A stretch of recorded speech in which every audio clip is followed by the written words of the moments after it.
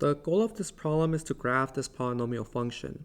And if I find all of these key terms on the left, I'll be able to provide a decent sketch as to what this function kind of looks like.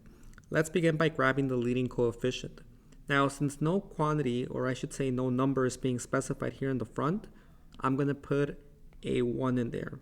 So my leading coefficient is going to be 1.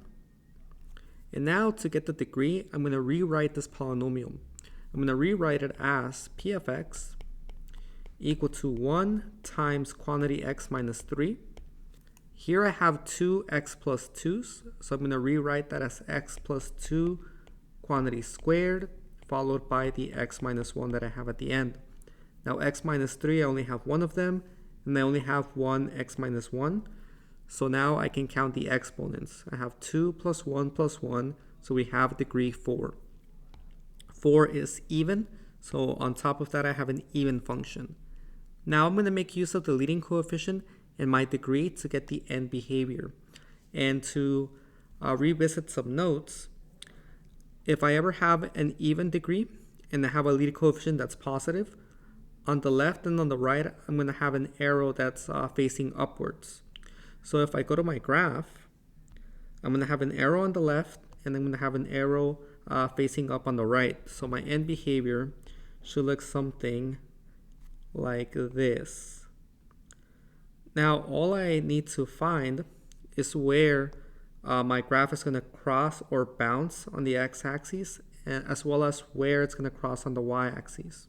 So here let me write this a little bit more to the right, since I'm noticing that I have a positive 3 as an x-intercept. So here I'm going to put my other arrow somewhere right here.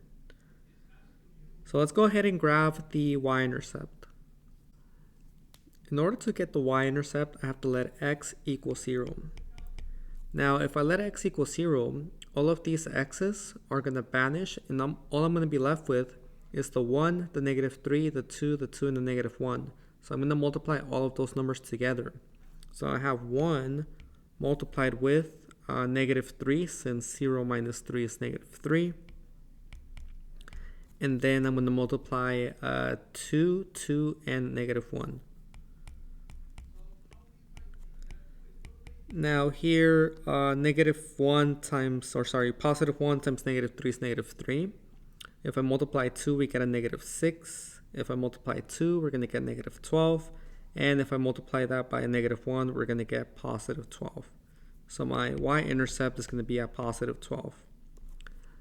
Now, because I have the linear factorization, my zeros, I can just get the opposite values of the numbers that I see inside of these quantities. So here, the opposite of negative 3 is going to be positive 3. So my first x-intercept, or my first 0, is going to be at 3, 0. My second 0 is going to be at 2, 0. And I have 2 of these. So quantity 2, and then I have a 1, 0. Now the 3, 0 only happened once, and then the 1, 0 only occurred one time as well. So now I'm going to count those multiplicities. Since 1 is odd, I have odd for 3. Here 2 is even, so I have even for 2.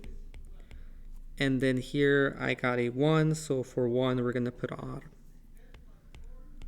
And now I have all of the tools necessary to provide a decent sketch of this polynomial function. So let's begin by getting these zeros and plotting them in here.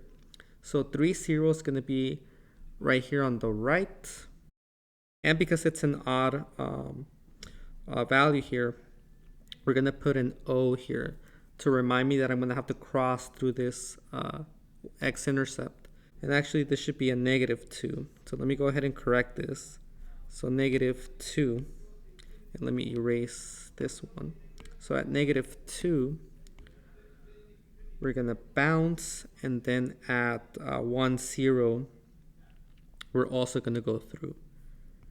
So I'm going to put an O there.